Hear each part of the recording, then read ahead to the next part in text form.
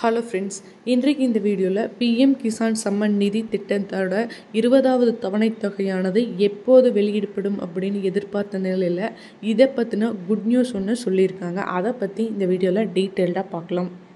PM Kisan summon நிதியானது ஆண்டுக்கு 6000 ரூபாயானது இடுபொருள் மானியமாக நேரடியாக விவசாயிகளின் வங்கிக் கணக்கிலேயே செலுத்தப்படுகிறது.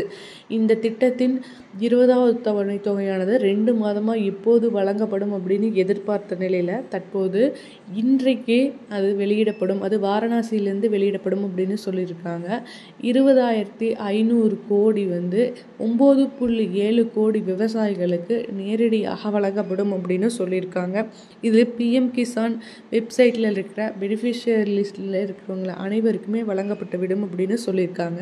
ஸோ இன்னைக்குள்ளே உங்கள் அக்கௌண்ட்டுக்கு இந்த அமௌண்ட்டானது வந்துருச்சா அப்படிங்கிறத செக் பண்ணிக்கோங்க.